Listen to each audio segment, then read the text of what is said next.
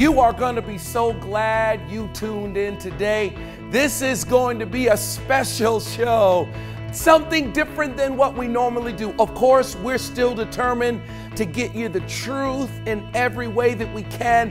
We want you to know the truth so that that truth will set you free. And I just wrote a book called Handle with Care: How to Beat the Odds, Surpass Every Statistic, and Build a Marriage that will last forever. That's what we want. Love that will last a lifetime. Right now, I'm going to be joined by Damon Davis, and we're going to share together and talk about what it means to really build a lasting love. Don't move.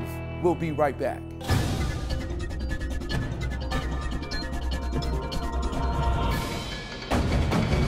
Ever wonder, how does the word apply to your life?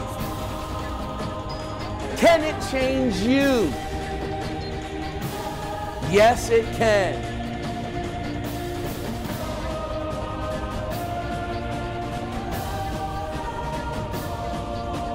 The Word of God can change your life. Andy, welcome to the program. So glad to be here with you. You know, this subject of marriage, why, of all of the topics that you could have written about, of all of the topics that people are trying to get to know about today, finances, off the rails, spirituality, right? Trying to improve finances and maybe increase what's happening on the job. Why marriage? Why a topic of marriage? Why dedicate an entire book to this subject? Well, you know, I'm interested in people being successful in every area of their life.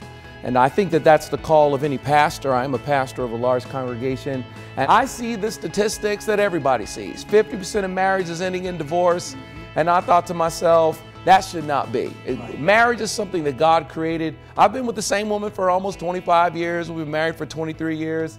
I love marriage. It's a great thing. And I'm bothered by the way that the media depicts marriage as if it's this terrible thing, ball and chain. You know, I heard a comedian say that you're either married and bored or single and lonely. And I thought, that's crazy. That should not be the situation. I'm not married and bored. I'm married and happy. I'm married and excited. I'm married and can't wait to see the woman again. And so I thought to myself, you know what? I'm going to talk about this subject, and I'm going to write about this subject, what it really is, what a real marriage is about, and not just the media's depiction or the world's depiction, but what God really meant when He created this thing called marriage. And you know, Andy, you're very straightforward, is how I would describe it. You know, you say things in your book that maybe people are thinking, but not willing to say. Why are marriages failing? You quoted some statistics. I think 60% of marriages, first marriages, end in divorce. Second marriages are higher. Third marriages are just doomed to fail. What's going on? There's a couple primary reasons why we're seeing that. I think one of the main reasons, number one, is that when it comes to marriage, we basically want love to be an instant thing, and we're not necessarily prepared for the work that love is going to take. Sure. We have what I call a montage mentality. Explain. Just like, you know, when you see Rocky, you know, the movie, and, you know, at 1 minute he's not in shape, and then Mickey says, what are we waiting for? And then within a 3-minute period, he does 8 months of work. So we can see marriage, we can see the benefits of marriage, but somehow we don't understand the steps. That's right. To get to building the kind of marriage that lasts. Is that what the book talks about? Well, see, love at first sight is something that we just love that. We think, oh God, love at first sight. Okay, so that means that I see you, I fall in love with you, and now everything's supposed to be great and perfect and awesome. Yeah. And that's not the case. That's really just the beginning. Got it.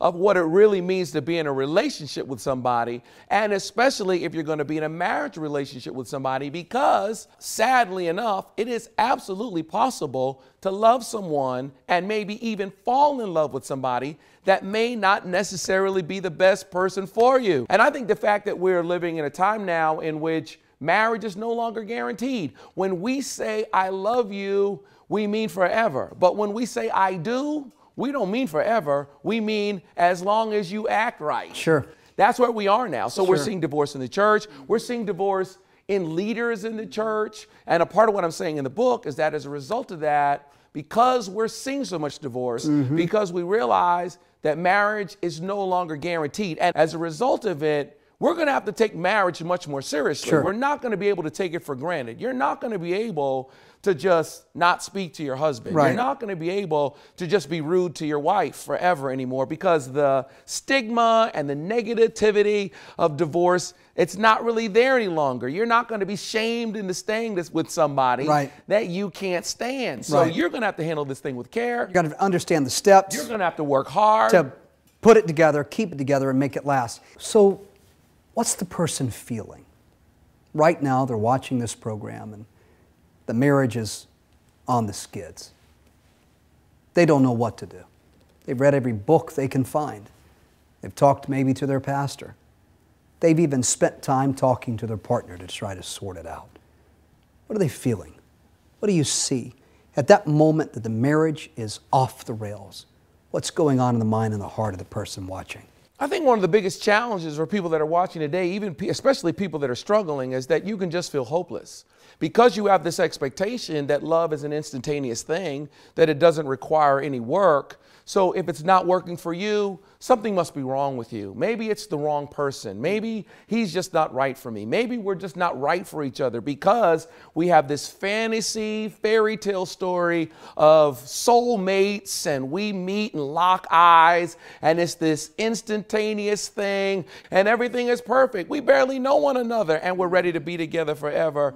And so when people see that fail, because it's just not realistic, many people who are watching, they're thinking something's wrong with me. I'm broken in some way. Sure. Maybe I'm not good enough. Maybe I'm not good enough, or maybe I just don't know what I'm doing. Or I thought that she was the one, but she's just not the one. And what I'm saying is, you can't allow that hopelessness to overtake you, because that's not the problem. And we don't focus on what the real issue is in the marriage. Which is? Definition. Definition. The definition. For example, if I'm thinking, okay, well, we have love at first sight and we just fall in love with one another, and I'm a different person and you're a different person, but if we're together, right, or if God has put us together, this is another big, huge reason why divorce is happening so much in the church, is because we just put all the responsibility on God. Wow. Well, God put us together. God is the one that told us to be together. God chose this person for me. I was waiting for God to write her name on the wall. Wow. Look, Shaquanda. Sure. So God wrote her name on the wall, and now I found this person, and now so it's supposed to just be great. It's just supposed to be great. And we never actually sat down and talked about, okay, well, what is it that we're actually trying to do? What are we actually trying to achieve? But if we then determine, okay, this is what marriage is. This is what we're coming together to do. And when we define what marriage is, it even changes what we define love to be. Wow. Is it too late for those watching? They're already been married. They've been married 10 years. It's already rocky. Maybe on the edge. Is it too late to start over and define it? I don't think it's too late at all. As a matter of fact, I think that the lack of definition has been the problem.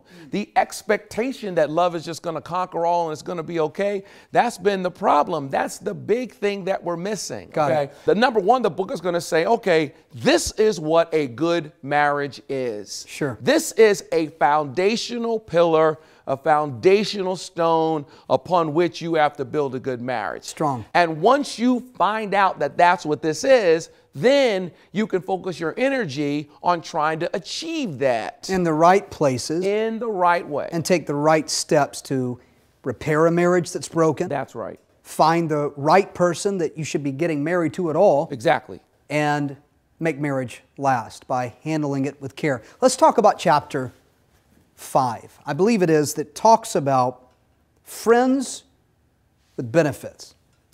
What is that? A big part of what I talk about in the book is I talk about that a serious foundational pillar of marriage is friendship.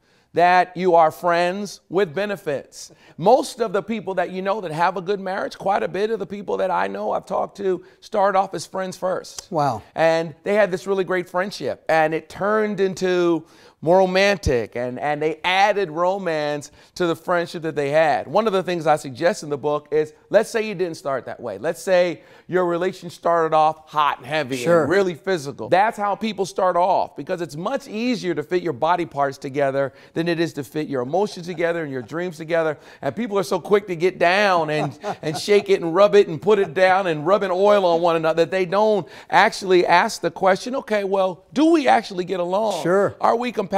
Sure. After Can the heat and the passions subsided. That's right. What do they got left? They're so busy bumping everything together that they don't realize that too much collision is going to cause a problem if we're not compatible. Sure. Can we really be friends? Marriage is going to be about us being together and being around one another and talking to each other.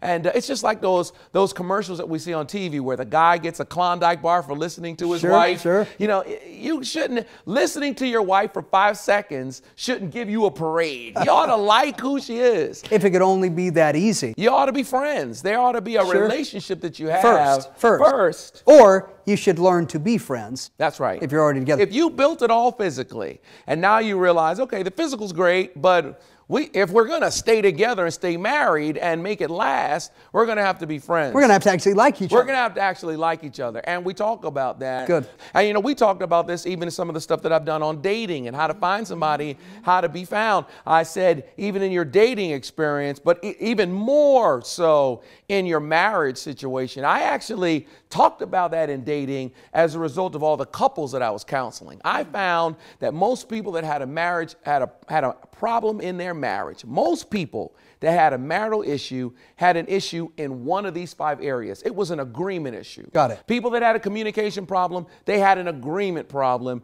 in one of these 5 areas. It's an acronym, SMIRK. The S is sex. The M is money. Wow. The I is intangibles. The R is religion. The K is kids. Wow. Sex, money, intangibles, religion, kids. All right, hold on. Are these also the leading 5 reasons that marriage fails? The primary issues that people are having, and I would dare say that if somebody's watching right now and they have a problem in their marriage, they either have a sex problem or a money problem or an intangibles problem or a religion problem or a kids problem. I lay it all out in the book, but I almost unequivocally, when I sit down with a couple and I'm sitting there listening to them, and much of the counseling I do, I just sit, the first day I'll just listen, and I make a little chart next to my notepad, SMIRK, and I listen to them talk, and I just put it in the category of which one it matches with, and I'm sitting there hoping that they don't have a problem in more than one of the areas. Got it. Because a problem in just a disagreement in just one of the areas is enough to really destroy marriage. But 5? Sometimes people have an issue in 3 of the 5. Wow. And I know, wow, it's really going to take some work. We're really going to have to get down to the bottom of some things, and we're really going to have some discussion. To work it out. Do you find most people that read this book are going to make a checklist of their own, and they're going to have more than one? Are they going to have 2? Are they going to have 3? And if so, is it too late? Absolutely not. And that's why I wrote the book. I wrote the book to say, because let's be honest, okay, with divorce looming, let's say someone is facing possible divorce. Sure. Let's say they haven't said anything to their spouse about divorce, but they're talking to their friends about divorce, and they're talking to their mama about divorce, and they're thinking about it. Well, I'm saying, okay, well, what do you have to lose? If you're already at the end, then what do you have to lose? Why don't you take a look at what it realistically is? Got it. And then you may say, you know what? I have found, and I even believe that the challenge of divorce, how difficult it's going to be, how hard it's going to be on your children, what it's going to do to you financially, maybe that may cause you to decide, you know what? The marriage is really worth saving, and maybe my issue is that I am so staunch and hard on this one particular issue. Maybe I can move to the middle. Maybe I can compromise. Sure. And maybe I can agree, and in that agreement, I may save the marriage. And I've just found out that my problem is that we don't agree when it comes to sex. Sure. We don't agree when it comes to money. Sure. We don't agree when it comes to the little things. I just found out that when it comes to the little things, there are some serious issues that we don't agree about. But you know what? I'm not going to let something little like that destroy my marriage. Is it possible that that book could be a good solution for their mate? Oh, no doubt about it. I mean, maybe the person's watching, they don't have any problem at all. Exactly. Or at least they think they don't have any problem at all. Exactly. All right, so maybe they're watching right now and they're going through that checklist, right? And they're like, I don't have any of those issues, but he sure does. Could this book be a tool to begin the discussion, to get their man, so to speak, to get them to the place where they can actually bridge communication and save this marriage? I'm sure there are people thinking, this book would be amazing for my husband. And you know what? It probably would be amazing for your husband. And it'd be great for him to read it. Sure. But here's how I suggest you do it. Read the book for yourself first. Got it. Find what in there applies to you. In truth, being Be open. honest with yourself. Apply it to yourself. And let him see the change in you. Wow. And when he sees you change and says, okay, why are you being so nice to me? Or why are you wearing lingerie to bed? Or why did you make me a chicken sandwich and bring it to me? Wow. What is happening to you? Sure. Then you can say, well, I read this book. I'm glad you asked. I'm glad you asked. I've been reading this book. No pressure. Whereas if you bring the book home and say, read this or else, then he may be threatened and may not want to read the book. Walls will come up. Walls come up. They get defensive because he thinks you're comparing him to someone else. Wow. And of course, the book will be a tremendous help to him. Sure. Because I wrote the book and it's written from a man's perspective. Have you seen the results of this book? I mean, people come up to me all the time and they say to me, I just had a conversation with a guy who's in his 50s. And he said to me, I needed this book about 15 years ago. Wow. He said, but you know what? It's really helping me right now. that's good. If I really lay out to people what marriage really is, they have to actually realize, wow, well, this is a definition. So let's have a conversation about this definition. Sure. Is this something that we can achieve? And you know what? I'm ready to come to the middle on that. I'm ready to be honest and open and say, maybe I've been at fault when it comes to the money aspect of the difficulty that we're having. And I didn't realize that it was such a big problem, but it is. Yeah. And it's messing us up. So let's attack that problem, and we may find that we're able to stay together and we can be friends and we can get along, because it's difficult to be friends with somebody that you fight with all the time. Sure. One of the things I say in the book is that you really shouldn't be fighting with somebody every week, let alone every day. Right. It's just a serious sign that you're not in agreement. It's a serious sign that you really do have some things to discuss. You really do have some things to pull together. But I find that if you can agree about what it's supposed to be, it's going to go a long way to helping you actually save what you have. Andy, let me hit some questions that have come in about marriage, how to handle it with care. Here's one. Andy, there's a lot of anger in the relationship. My man is mad all the time. I can't even say anything, the simplest of things, without it turning into World War III. Can Handle with Care help me deal with the anger issues in this relationship? Of course it can. I mean, a big part of our frustration, and we all know that anger is birthed out of frustration. And if you're frustrated, and very often we're frustrated because there's and I talk about this quite a bit, that the measure of my discontent can be found in the distance between what I have and what I expect. So if this is what I expect, but this is what I have, this space in here is the measure of my discontent and the level of my frustration. Got it. And so very often guys, their response is an anger response. Instead of really communicating, this is where men have to do a better job. We have to actually sit down. We have to communicate. One of the things I talk about in this book is I say to all the guys that you have to save your wife from the jerk you can become.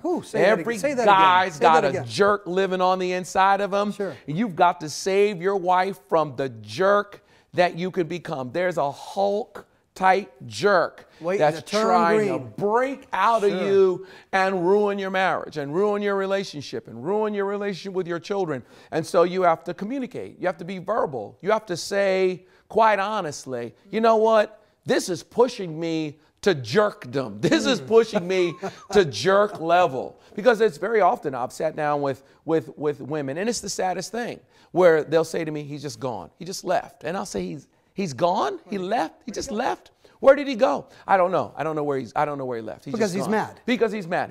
He got to that point. He reached the point of no return, and he's just done, and he's gone. And I'll say to her, was he unhappy? And she's like, well, okay, I guess he wasn't happy. Maybe he wasn't. I didn't know he was as unhappy as he was. Very often that's because, see, guys are testers. Sure. We're testers. You know, our attitude is, if you don't know me by now, you will never, never, never know. We're thinking, if you don't know me, then you're never going to know me. You should have known that was going to make me mad. You should have known that was going to bother me. You should have known that that was going to make me upset. Why should I have to explain myself to you? You ought to know what moves me. And the more that those expectations are not met, wow, the more anger there is, the more frustration there is. Wow. And a part of the reason why that guy is snapping at every little thing is because he's so angry and he's so bothered that that anger is the first thing that he sees. And he's not even mad at the thing that they're fighting about. No, he's not mad at the thing that's going on. The stuff's been under the rug, and the rug's higher and higher. That's and right. The littlest of things. The smallest little thing. And so how do you deal with it?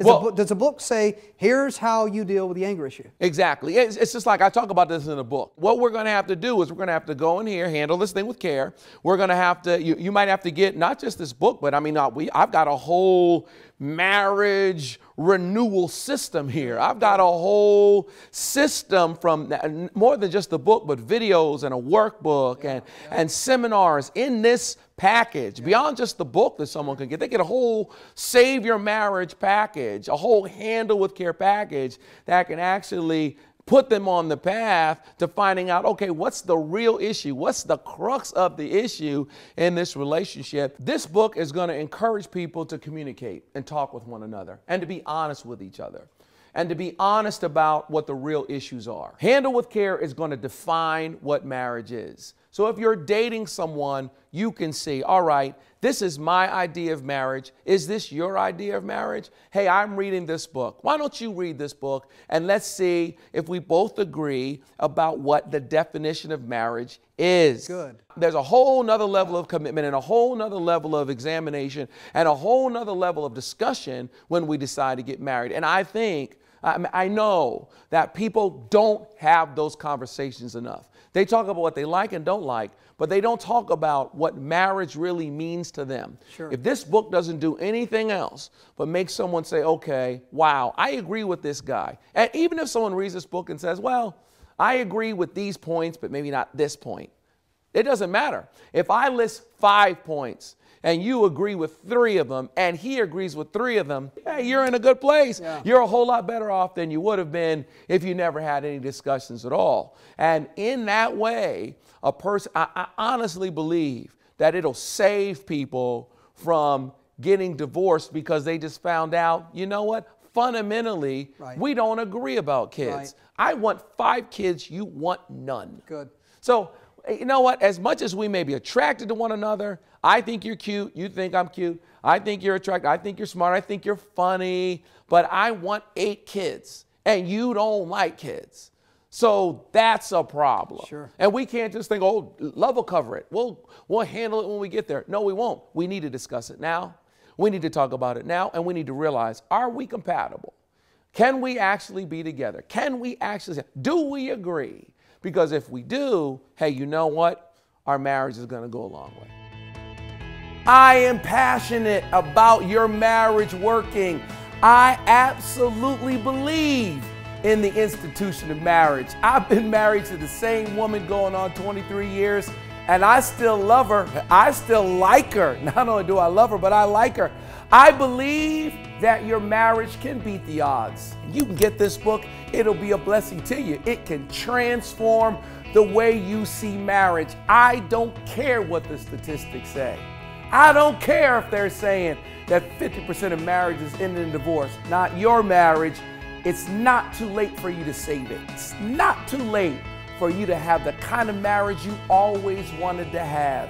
You fell in love to stay together forever. Let's do that. We'll give you the tools to help you make your marriage work. And it'll put a smile on your face, and you'll realize that love is everything you always thought it could be. In his nationally distributed breakthrough new book, Handle with Care, Andy Thompson uncovers, step by step, the insights to equip you with the principles and understanding necessary to find and keep the right mate by revealing a 21-point discovery system designed to help nurture your relationship into a joyful and lasting marriage, or help save a marriage in distress and help you succeed at what God intended for you both. Compiled from over 20 years of counseling couples from all walks of life, Handle with Care is a straightforward, no-holds-barred strategy to make love and marriage work, and provides you with real answers, the truth to what you can do now to fix what's broken and make I do last forever. This system, this book, will help you clear away the clutter so that you can get back to why you were together in the first place, and you can find a love that will last forever. It is absolutely possible. It absolutely can work. It's not too late. Marriage is forever, and you can have it. This powerful book is at the center of the Handle with Care toolkit, which also includes the complete and unedited behind-the-scenes interview, where Andy and Damon walk you through chapters of the book, revealing the steps to repair communication breakdowns, jumpstart a godly sex life, and sharing the real secrets about successful marriages that few have the guts to talk about, but can make all the difference in your relationship right now. But that's not all. As part of this powerful collection, you'll receive Pastor Andy's most requested DVD from his acclaimed Real Love series, the Real Love Marriage Edition. And this exclusive content is the same material Pastor Andy uses to teach on marriage around the world. So you will laugh and cry as Andy Thompson gives edgy relationship insight for couples, singles, those who are dating, and those who are looking for the right mate. These resources sold separately would be well over $100, but exclusive only through Andy's special offer. You can get this entire Handle with Care toolkit collection, the Handle with Care book, the uncut full-length behind-the-scenes interview, and the bonus Real Love DVD series for your love gift today of only $50. That's half off, but that's still not all. Andy is so eager to see restoration occur in your marriage that if you call the number below before this program is over, you can enjoy the Flex Pay option. That's right. All you pay is only $25 now, and you won't be billed for the last installment until the following month. You have nothing to lose and so much to gain. Isn't your relationship worth it? It's not too late to get a fresh start in your marriage and realize that a godly marriage is possible and can last forever. Don't wait another moment. Call now.